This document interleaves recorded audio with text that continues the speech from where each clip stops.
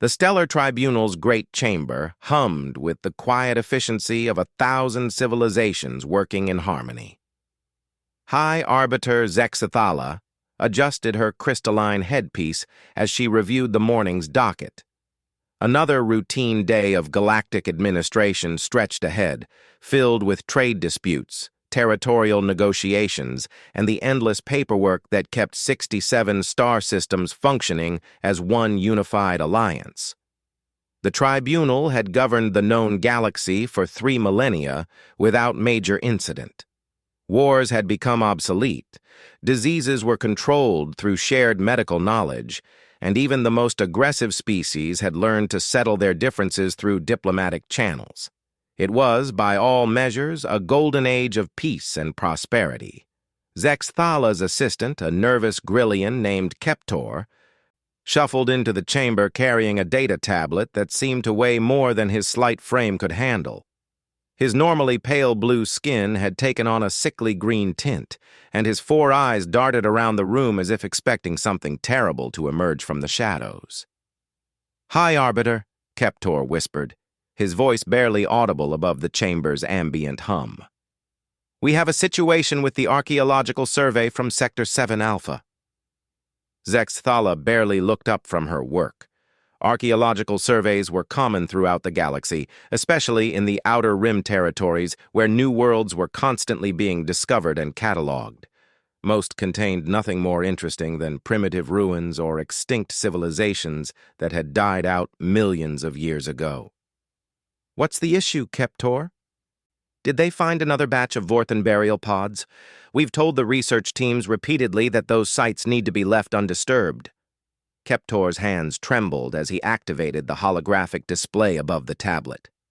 "No, High Arbiter. They found something else. Something that shouldn't exist according to our records."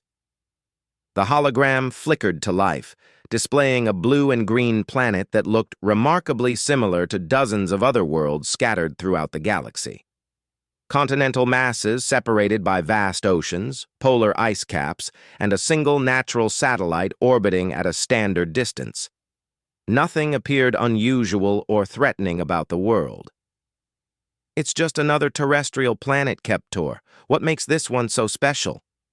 Keptor's breathing became labored as he manipulated the display, zooming in on the planet's surface. Cities became visible, sprawling networks of lights that indicated a thriving technological civilization. Orbital installations dotted the space around the world, and the distinct energy signatures of faster-than-light capable vessels could be detected moving between the planet and its moon. The archaeological team wasn't supposed to find an active civilization, High Arbiter.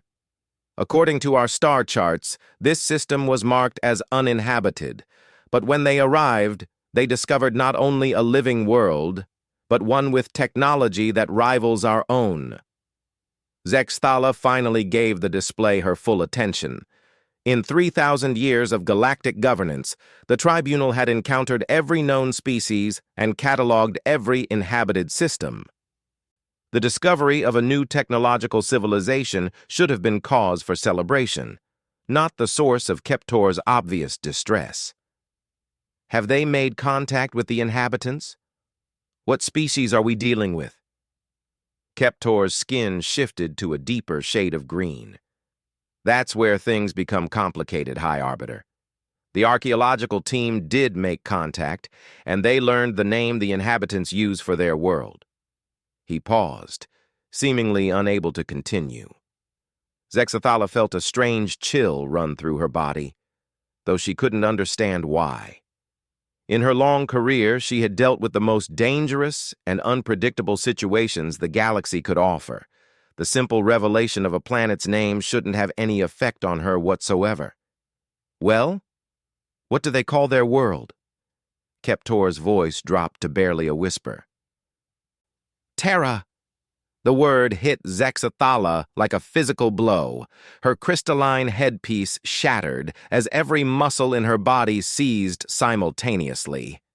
Ancient memories that weren't her own flooded through her consciousness, carrying with them a terror so profound that her mind struggled to comprehend its source. Terra, the forbidden name. The word that had been erased from every database, removed from every historical record, and forbidden to be spoken aloud by any member of any civilization that valued their continued existence. But that was impossible. The world called Terra had been destroyed eons ago, along with every trace of its inhabitants. The Great Purge had seen to that, wiping away all evidence that such a place had ever existed. The few survivors who remembered the truth had taken sacred oaths never to speak of it, and those oaths had been passed down through generations of the most trusted leaders. Zexathala struggled to her feet, her legs shaking uncontrollably. "Are you certain that's what they call their world? Could there be some mistake in the translation?" Keptor shook his head frantically. The archaeological team triple-checked their translation matrices. The inhabitants are quite clear about their planet's name. They call it Terra, and they call themselves Terrans. Another wave of primal fear crashed over Zexathala as the second forbidden word was spoken. Terrans. The species that had once nearly destroyed the entire galaxy before being stopped by the combined might of every other civilization working together. The species so dangerous that even mentioning their name had been declared a crime punishable by immediate execution. "This has to be some kind of coincidence," Zexathala said, though her voice lacked conviction. "Perhaps this new species simply chose names that happen to match the forbidden words. The universe is vast, and such coincidences, while unlikely, are not impossible." Keptor activated another section of the holographic display. "I hoped the same thing, High Arbiter, until I saw the biological scans the team conducted." The hologram shifted to show detailed genetic and anatomical data. Bipedal humanoids with bilateral symmetry, forward-facing eyes, opposing thumbs, and redundant organ systems. Their genetic structure showed clear signs of violent evolutionary pressure, with multiple backup systems for critical functions and an unusual ability to adapt quickly to changing environmental conditions. But it was their brain chemistry that caused Zexathala to stumble backward in horror. The neurotransmitter patterns were unmistakable, showing the characteristic aggression markers and problem-solving capabilities that had made the original Terrans so terrifyingly effective in combat situations. "It's them," she whispered. "Somehow, impossibly, they survived." Keptor nodded grimly. "The archaeological team ran the genetic data through every database we have access to. There's no question about it, High Arbiter. These are direct descendants of the original Terrans, the species we thought we had successfully eliminated." Zexathala activated her emergency communication system, sending out coded alerts to every member of the Tribunal's inner circle. Within minutes, the chamber began filling with the galaxy's most powerful leaders, each arriving via personal transport and looking increasingly disturbed as they received briefings on the situation. Admiral Vorthak of the Centauri Defense Force was the first to speak after reviewing the data. His usually calm demeanor had been replaced by barely contained panic. "This changes everything we thought we knew about galactic history. If Terrans survived the Great Purge, then every assumption we've made about galactic security for the past several millennia has been wrong." Dr. Yelan Kesh, the Tribunal's chief xenobiologist, studied the genetic scans with professional interest despite the obvious implications. "The question we need to answer is how they managed to survive and, more importantly, how they've remained hidden for so long. The original Terrans were many things, but subtle was not one of them." Trade Minister Golvac drummed his 6 fingers against the conference table in a nervous rhythm. "Maybe they learned from their defeat. Maybe they've spent the last few thousand years planning their return, studying our weaknesses, and preparing for another war." The suggestion sent a ripple of terror through the assembled leaders. The original Terran conflict had lasted less than 50 standard years, but in that time, they had nearly brought the entire galactic civilization to its knees. Their combination of technological innovation, tactical brilliance, and absolute refusal to surrender had required the combined military might of 66 different species to finally defeat. And even then, victory had come at such a tremendous cost that the surviving civilizations had agreed to never speak of the conflict again. Entire star systems had been depopulated, ancient cultures wiped from existence, and technological advances set back by centuries. The galaxy was still recovering from that war, though few remembered why. Chief Security Officer Malachar accessed his personal database of classified information, reviewing files that hadn't been opened in over 1,000 years. According to the sealed records, we never actually confirmed that all Terrans were eliminated. The final battles were so chaotic and destructive that accurate casualty counts were impossible to maintain. It's entirely possible that some escaped to the Outer Rim and have been rebuilding ever since. Dr. Kesh pulled up additional data on her personal display. Look at their technological development. They've achieved faster-than-light travel using completely different principles than any known civilization. Their energy generation systems are based on controlled fusion reactions that shouldn't be possible with conventional physics. And their weapons technology... She paused, her face growing pale as she processed the implications of what she was seeing. "What about their weapons?" Admiral Vorthak demanded.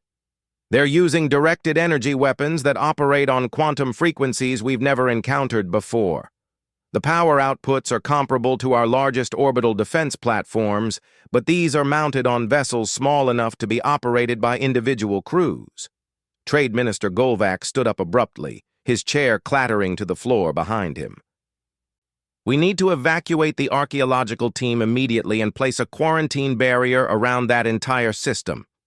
If these Terrans are anything like their ancestors, first contact could trigger another galactic war." High Arbiter Zexathala raised her hand for silence. Despite the chaos and fear filling the chamber, she was still the supreme authority in the galaxy, and critical decisions fell to her alone. The archaeological team has been in contact with the Terrans for 3 standard days. If they intended immediate hostilities, they would have acted by now. We need more information before we make any decisions that could be interpreted as aggressive. Admiral Vorthak activated his military communication channels. "High Arbiter, with all due respect, the original Terrans were known for their patience when it served their strategic interests. They could be gathering intelligence on our current capabilities while appearing friendly and cooperative." Dr. Kesh nodded in agreement. The historical records show that Terrans were master manipulators when it came to diplomatic situations. They could appear completely trustworthy right up until the moment they launched their attacks. Malachar pulled up additional classified files, his expression growing more concerned with each document he reviewed. "There's something else we need to consider. According to these records, the original Terrans had developed something called mimetic warfare toward the end of the conflict. They could use ideas and concepts as actual weapons, turning our own thoughts against us." The chamber fell silent as the implications of this revelation sank in. If the Terrans had perfected mimetic warfare techniques, then simply knowing about their existence could be dangerous. The very act of thinking about them could potentially be used against the Tribunal and its member civilizations. Zexathala felt a growing sense of dread as she realized the true scope of the situation they were facing. How many people know about this discovery? Keptor consulted his data tablet. The archaeological team consists of 12 individuals from 6 different species. They've filed standard survey reports, but those haven't been distributed beyond the immediate Research Oversight Committee. And how many people are on the Research Oversight Committee? 43 individuals. High Arbiter? Zexathala closed her eyes and tried to think clearly, despite the waves of ancient fear crashing through her consciousness. 55 people now knew that Terrans had survived and were thriving somewhere in Sector 7 Alpha. In a civilization that had spent 3 millennia forgetting that such beings had ever existed, that knowledge was a potential weapon of mass destruction. "We need to implement immediate information containment protocols," she announced. "No one else can learn about this until we understand the full scope of what we're dealing with." Admiral Vorthak was already activating his secure communication channels. "I'll place the archaeological team under protective custody and initiate memory suppression procedures for anyone who's read their reports." Dr. Kesh looked up from her genetic analysis. "High Arbiter, there's one more thing you need to know. According to these scans, the Terran population on this world numbers in the billions. This isn't a small group of survivors trying to rebuild. This is a fully developed civilization that's been growing and advancing for thousands of years." The final piece of the puzzle fell into place, and Zexthala felt her legs give out beneath her. She collapsed into her chair as the true horror of their situation became clear. Somewhere in the darkness of space, hidden in a system that supposedly didn't exist, billions of Terrans were living and breeding and developing new technologies. They had survived the Great Purge, learned from their defeat, and spent millennia preparing for their eventual return to galactic affairs. And now, for the first time in 3,000 years, someone had spoken their forbidden name aloud. The emergency session had been going for 18 hours straight when the first report of spontaneous system failure reached the Tribunal chambers. Admiral Vorthak's communication array simply stopped working, displaying nothing but static despite multiple attempts to restore connectivity. Within minutes, similar failures began cascading throughout the chamber's technology. Dr. Kesh frantically worked at her personal display, trying to understand what was happening to their equipment. "This doesn't make sense. These systems are hardened against every known form of interference. There's no logical reason they should be failing." High Arbiter Zexthala watched in growing alarm as one by one, every piece of advanced technology in the chamber began to malfunction. The holographic projectors flickered and died, the environmental controls started producing random temperature fluctuations, and even their basic communication devices became unreliable. "It's them," Chief Security Officer Malachar said quietly. "Somehow, the Terrans know we've discovered their existence." The statement sent a chill through the assembled leaders that had nothing to do with the failing environmental systems. The archaeological team was still in Sector 7 Alpha, supposedly maintaining communication silence while conducting their covert observations. There was no possible way the Terrans could know about the Tribunal's emergency session, unless they had developed surveillance capabilities that exceeded anything in the known galaxy. Trade Minister Golvak attempted to access his personal database of shipping records, hoping to identify any unusual patterns of movement that might indicate Terran infiltration of other systems. Instead of the familiar interface, his screen displayed a simple message in characters that seemed to shift and writhe as he looked at them. "We know you remember us." The message remained visible for exactly 3 seconds before Golvak's entire workstation exploded in a shower of sparks and molten metal. He stumbled backward, his clothes singed, and his 6 fingers shaking uncontrollably. "How is that possible?" Dr. Kesh demanded. "Our systems aren't connected to any external networks. There's no way for outside signals to penetrate our security protocols." Admiral Vorthak attempted to contact his fleet commanders using the emergency backup communication system. The connection established successfully, but instead of his expected officers, he found himself speaking with someone else entirely. "Admiral," the voice said in perfect Centauri dialect, though there was something subtly wrong about the pronunciation. "We need to talk. Who is this? How did you access this channel? We are the species you've been trying to forget, and we've been watching you for a very long time." The communication cut out, leaving Vorthak staring at a dead display. He activated every backup system he could access, but none of them functioned properly. Whatever the Terrans had done to their technology, it was beyond anything the combined knowledge of 67 civilizations could understand or counter. Zexthala activated the chamber's emergency lockdown protocols, sealing them away from any possible external interference. Massive blast doors slammed shut, energy shields activated, and the chamber's independent power supply came online. For a few moments, it seemed as though their technology might stabilize. Then the lights began to flicker in a pattern that was almost hypnotic. Short bursts, long bursts, pauses of varying lengths. Dr. Kesh was the first to recognize what they were seeing. "That's a code," she said, her voice barely a whisper. "They're using our own lights to send us a message." Keptor, who had been silent throughout the technology failures, suddenly began transcribing the pattern. His hands moved of their own accord, writing down symbols that none of them recognized, but all of them somehow understood. Message received. Preparing for conference. The lights stopped flickering, and the chamber fell into complete darkness. Emergency illumination should have activated immediately, but nothing happened. They sat in absolute blackness, listening to the sound of their own breathing and the distant hum of machinery that no longer seemed quite right. Then a voice spoke from everywhere and nowhere, filling the chamber with words that seemed to bypass their ears and speak directly to their minds. "Greetings, Stellar Tribunal. We apologize for the dramatic introduction, but we wanted to ensure we had your complete attention." Zexathala found her voice, though it took considerable effort to form words. "Who are you? What do you want?" "We are the people you call Terrans, though we prefer the term humans these days. As for what we want, that's a more complicated question than you might expect." Admiral Vorthak struggled to maintain his military composure despite the overwhelming sense of dread filling the chamber.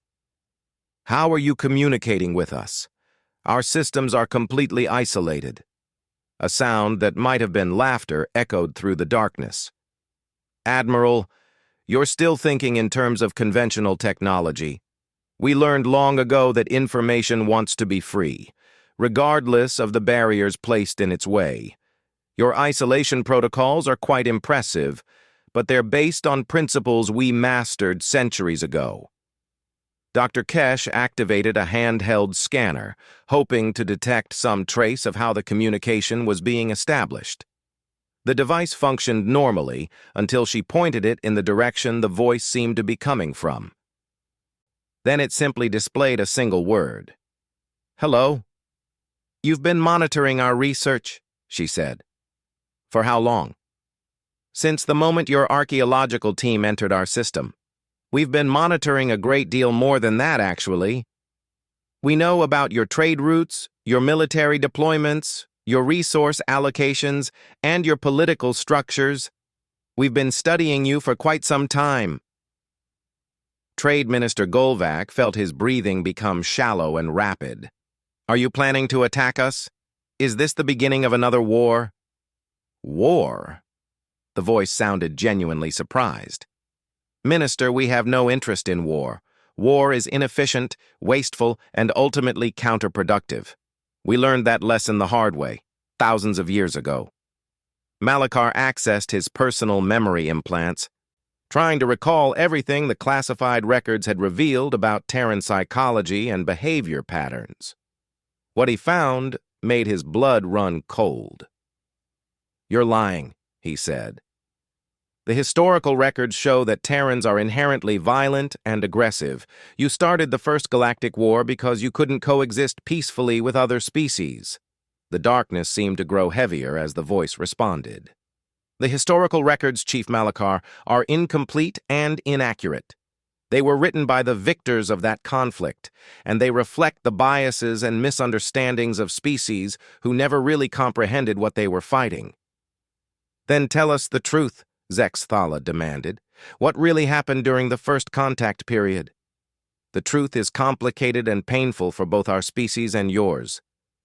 When we first encountered galactic civilization, we were young and naive. We believed that intelligence naturally led to wisdom, and that advanced civilizations would be inherently peaceful and cooperative." Dr. Kesh found herself leaning forward despite her fear.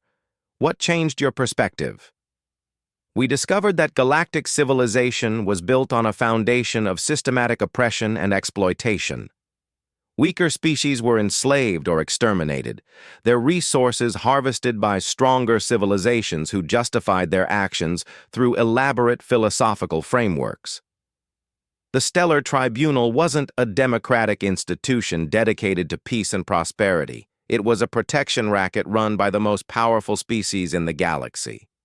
Admiral Vorthak felt his understanding of galactic history beginning to crumble. That's not how the records describe the original tribunal. Of course not.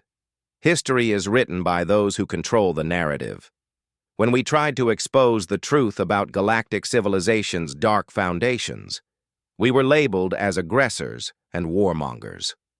When we defended ourselves against systematic attempts at extermination, we were called violent and dangerous.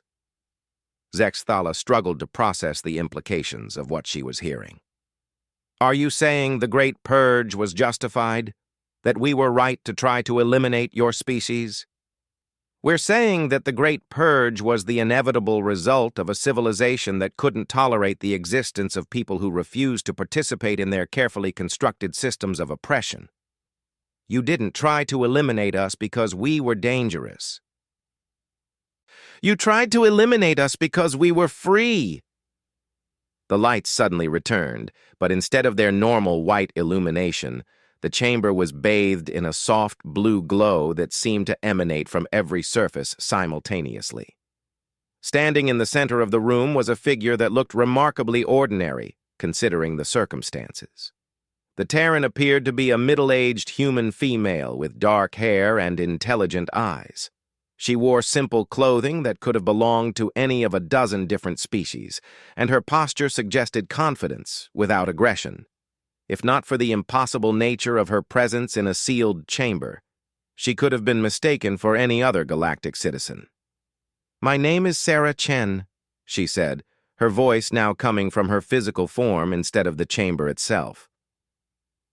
"I'm what you might call a diplomatic representative, though my actual title is somewhat more complex." Keptor stared at her in fascination, his data tablet automatically recording everything despite the fact that none of their technology should have been functioning properly. "How did you get in here? Our security systems registered no breach." Sarah smiled, and the expression seemed genuinely warm. "Keptor, your security systems are designed to detect and prevent the movement of matter and energy. We've learned to work with information patterns that exist at a more fundamental level than either." Dr. Kesh activated her biological scanner, hoping to gather data about Terran physiology. The device worked perfectly, but the readings it produced made no sense according to any known principles of biology or physics. "These readings are impossible," she said. "According to my instruments, you simultaneously exist and don't exist. Your cellular structure appears normal, but your quantum signature suggests you're not entirely present in our reality." "That's a fairly accurate assessment," Sarah said. "We've learned to exist in multiple dimensional states simultaneously. It's a useful adaptation when you're trying to survive in a universe that's actively hostile to your existence." Admiral Vorthak stood slowly, his hand moving instinctively toward the ceremonial weapon at his side. "What do you want from us?" Sarah's expression became more serious. "We want you to stop lying to yourselves and your people about what galactic civilization really represents. We want you to acknowledge the suffering you've caused and begin the process of making things right." "And if we refuse?" Malachar asked. "Then you continue on your current path until the weight of your own contradictions destroys you. We won't need to lift a finger against you.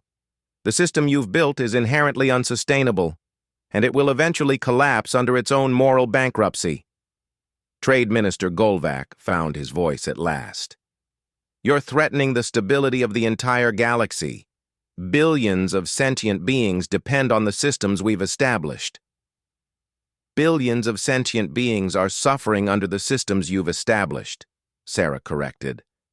"The Outer Rim territories aren't uninhabited wilderness, Minister." They're populated by species and civilizations that have been systematically excluded from galactic society because they don't fit your narrow definitions of acceptable behavior. Zexathala felt the foundation of her worldview beginning to crack. That's not true. The Tribunal has always operated according to principles of equality and mutual benefit. Sarah gestured, and holographic displays appeared around the chamber, showing images that none of them had ever seen before.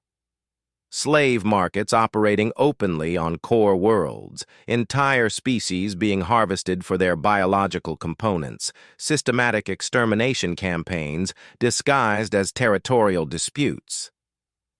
These images were taken within the last standard year, Sarah said. Your principles of equality and mutual benefit apply only to species that have enough military power to enforce their rights. Everyone else exists at your sufferance, and that sufferance can be withdrawn at any time.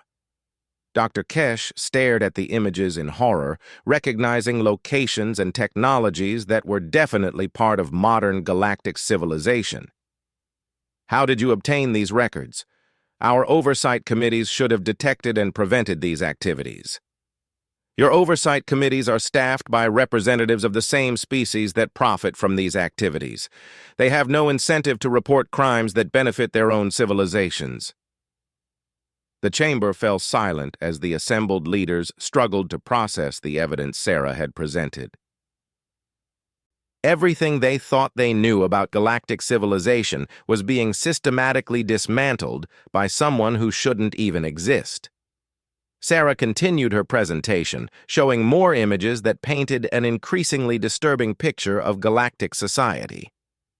For 3,000 years, you've maintained peace and prosperity for 67 species by exporting violence and exploitation to regions beyond your direct control. The cost of your golden age has been paid by beings you refuse to acknowledge as equals. Admiral Vorthak found himself staring at tactical displays that showed military operations he'd never heard of, conducted by forces using equipment that was definitely of Tribunal manufacture. Some of these operations, I should have been briefed on them. You weren't briefed because your superiors knew you would object. The Tribunal has developed a sophisticated system of compartmentalization that allows individual leaders to maintain plausible deniability about the worst aspects of galactic policy. Zexathala felt the last of her certainties crumbling away. What do you want us to do? Even if everything you're saying is true, we can't simply dismantle galactic civilization overnight. Sarah's expression softened slightly. We're not asking you to dismantle anything overnight. We're asking you to begin the process of acknowledging reality and working toward genuine change. Start by telling your people the truth about their history and the cost of their prosperity. And if we do that? Malakar asked. What happens to galactic stability? What happens to the peace we've maintained for 3 millennia? You discover whether your civilization is strong enough to survive contact with the truth. If it is, then you have the foundation for building something better.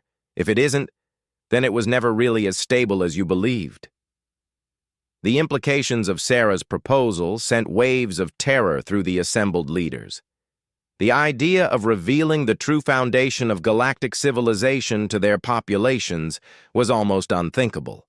The social upheaval alone could destroy everything they had worked to build. But the alternative was equally terrifying.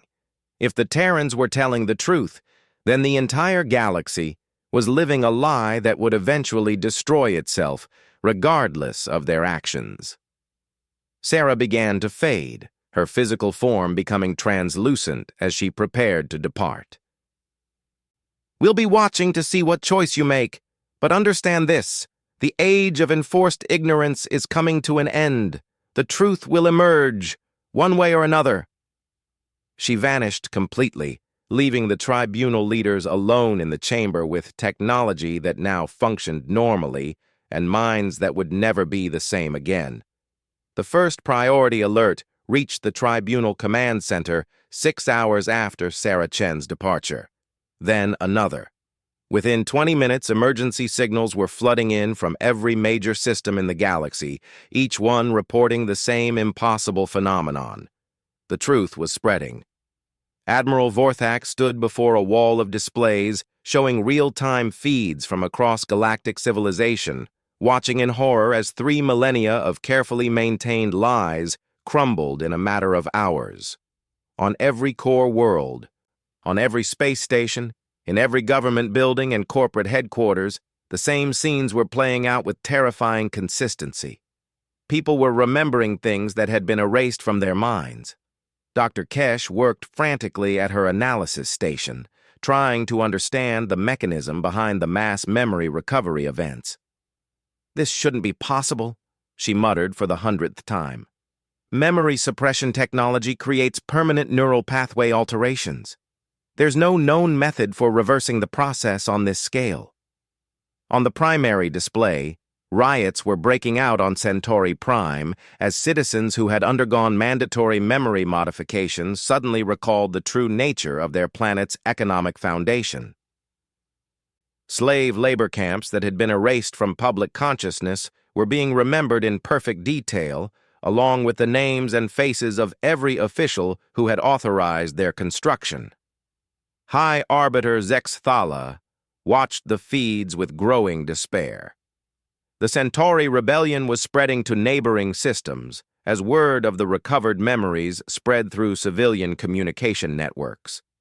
Similar uprisings were beginning on Vorthan colonies, Grillian industrial worlds, and even some of the inner core planets that had always been considered completely loyal to the Tribunal. "How many people are we talking about?" she asked. Keptor consulted his data streams, his 4 eyes darting between multiple displays as he tried to process the incoming reports. Preliminary estimates suggest that approximately 40% of the galactic population has experienced some form of spontaneous memory recovery. The percentage is higher in systems with larger civilian populations and lower in military installations. Trade Minister Golvac stared at economic projections that showed galactic commerce grinding to a halt as entire worlds refused to participate in trade relationships they now understood to be fundamentally exploitative. The economic implications are catastrophic. If this continues, we'll see complete systemic collapse within weeks. "The economic implications are the least of our problems," Chief Security Officer Malakar said grimly. He activated a classified display showing military deployment status across the galaxy. 17 fleet admirals have declared independence from tribunal authority. 23 planetary governors have formally seceded from the Galactic Alliance, and those are just the ones who've made official announcements. The situation was deteriorating faster than any of them had thought possible. The revelation of suppressed memories was creating a cascade effect as newly awakened populations shared their recovered knowledge with others, spreading awareness of galactic civilization's dark foundations at an exponential rate. Admiral Vorthak opened a secure channel to his most trusted fleet commanders, hoping to maintain some semblance of military order in the chaos. What he found instead was a series of formal resignation letters, each explaining that the commanders could no longer serve an organization they now understood to be built on systematic oppression and genocide. "Sir," one message read, "I joined the Defense Force to protect innocent lives and preserve peace. Learning that I've actually been enforcing a system of galactic slavery makes it impossible for me to continue in my current role. I am hereby tendering my resignation and offering my services to the resistance movements that are forming in the Outer Rim territories." Similar messages were arriving from across the military hierarchy. Officers who had devoted their lives to serving the tribunal were abandoning their posts as they grappled with the reality of what their service had actually accomplished. Dr. Kesh pulled up biological monitoring data from across the galaxy, hoping to understand the physical effects of the mass memory recovery events. What she found was deeply disturbing. The recovered memories aren't just traumatic for the victims. They're causing widespread psychological breakdown among the perpetrators as well. Her displays showed medical emergency alerts from every major world as government officials, corporate executives, and military leaders experienced complete mental breakdowns upon remembering their roles in maintaining the oppressive system. Suicide rates were spiking, and psychiatric facilities were being overwhelmed by patients who could no longer cope with the weight of their recovered knowledge. "They're remembering everything," Dr. Kesh continued. "Not just the broad outlines of suppressed events, but every detail, every decision, every moment of complicity. People who thought they were good, moral beings are suddenly confronted with precise memories of participating in atrocities they had forgotten they committed." Zexthala felt her own suppressed memories beginning to surface, bringing with them a crushing weight of guilt and horror. She remembered authorizing the extermination of an entire species because they had refused to accept tribunal authority. She remembered signing orders that condemned billions of beings to slavery because their labor was necessary for maintaining galactic prosperity.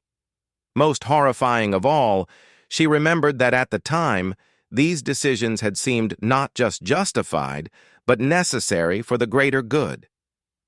"It's us," she whispered.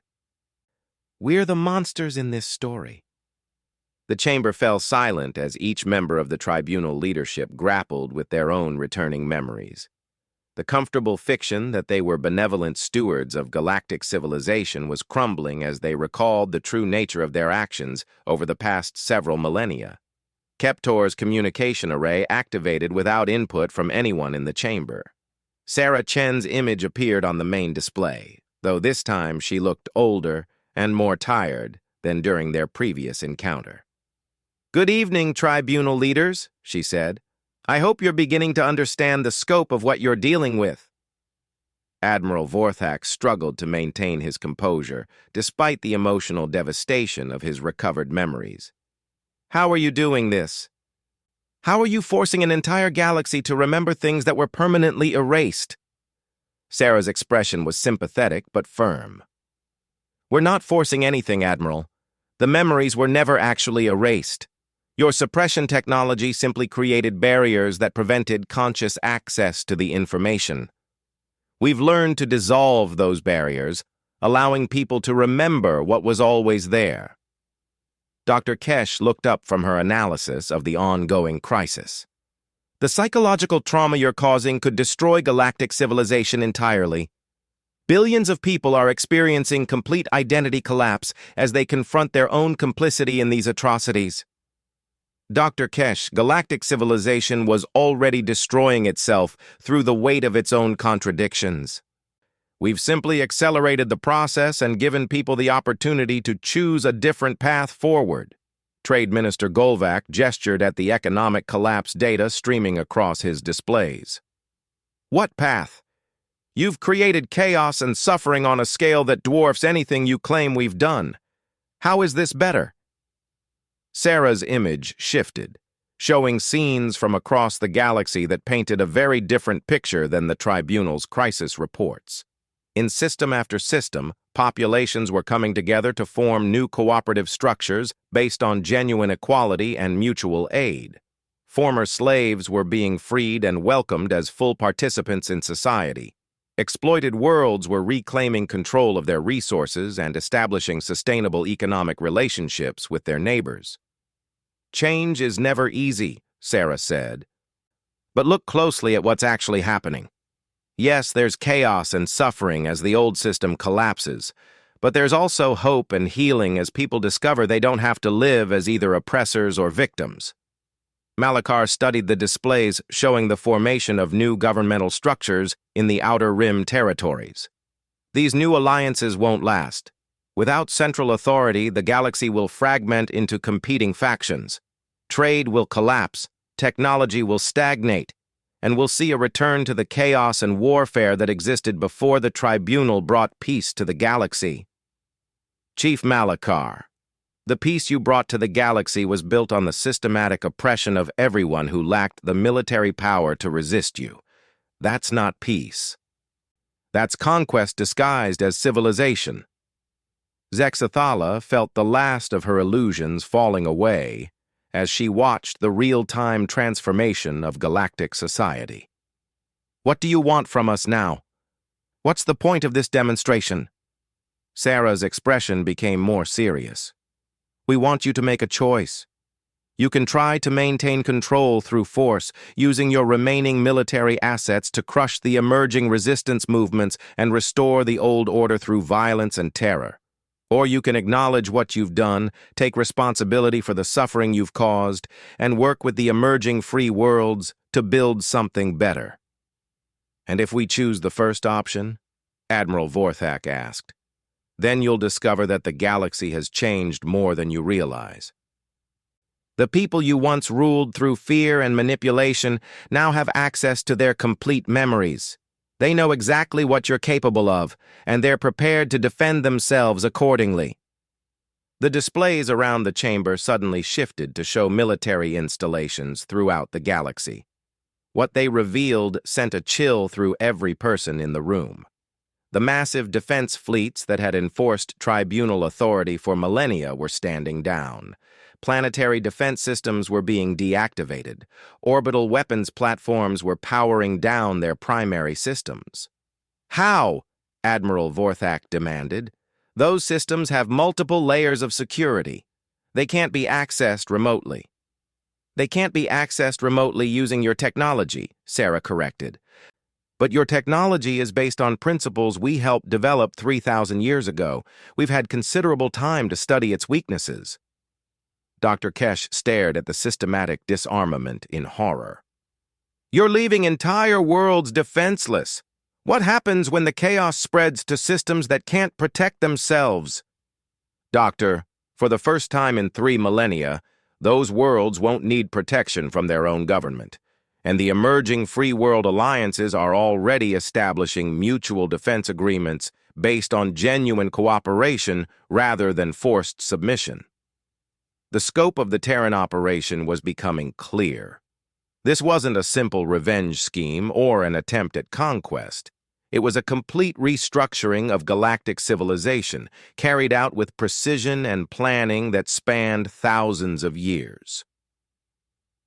Keptor accessed historical databases that were now functioning without interference, revealing information that had been hidden even from the highest levels of tribunal leadership. The Outer Rim territories aren't uninhabited. There are hundreds of civilizations out there, all of them working together in some kind of cooperative alliance. That's correct, Sarah confirmed. While you've spent the last 3 millennia maintaining the fiction of your galactic empire, the free worlds have been building an alternative based on genuine equality and mutual respect. They've been waiting for the right moment to offer their model as an alternative to tribunal rule. Zexathala felt a deep exhaustion settling into her bones as she realized the true scope of what they were facing. You're not just challenging our authority. You're offering people a completely different way of life. A way of life that doesn't require the systematic oppression of anyone who thinks differently than you do. A way of life that doesn't depend on maintaining artificial scarcity to ensure compliance. A way of life that actually lives up to the ideals your propaganda claims to represent. Trade Minister Golvac pulled up economic models showing the projected outcome of the changes occurring across the galaxy. To his surprise, the long-term projections showed increased prosperity and stability for virtually every world in the galaxy, including the former core worlds. This doesn't make sense, he said. According to these models, eliminating the exploitation-based economy should result in decreased productivity and lower standards of living. Sarah smiled. Minister, your economic models are based on the assumption that exploitation is necessary for prosperity. When you remove that assumption, you discover that cooperation is actually far more efficient than oppression. The chamber fell silent as the tribunal leaders processed the implications of everything they were seeing. The crisis they had interpreted as an attack on galactic civilization was actually a liberation from a system that had been slowly destroying itself through the weight of its own moral contradictions. Admiral Vorthek made one final attempt to understand the situation from a military perspective. What happens to those of us who were part of the old system? Are we to be executed as war criminals? Admiral, the free worlds are not interested in revenge. They're interested in healing and moving forward. People who are willing to acknowledge what they've done and work toward making things right will find opportunities to contribute to the new society. Those who insist on clinging to the old ways will find themselves increasingly isolated and irrelevant. Dr. Kesh looked around the chamber at her colleagues, seeing the same mixture of fear, guilt, and desperate hope in their faces that she felt in her own heart. How do we begin? How do we start the process of making things right? Sarah's expression became warm and encouraging. You begin by telling the truth. All of it. To everyone. Let your populations know what you've done in their name and give them the opportunity to choose how they want to move forward. And then you step back and let them build the kind of society they actually want to live in, rather than the one you think they should want. The communication ended, leaving the tribunal leaders alone with their recovered memories and the weight of 3 millennia of accumulated guilt. Outside the chamber, galactic civilization was transforming itself with a speed and scope that defied everything they had thought they understood about social change. Zexthala stood slowly, feeling every one of her years as she prepared to address what remained of the tribunal's authority structure. The speech she was about to give would officially end the Galactic Empire and begin the process of building something entirely new. For the first time in her long life, she had no idea what the future would hold. But as she watched the displays showing former enemies working together to create genuine solutions to galactic problems, she found herself feeling something she had never expected to experience again: hope.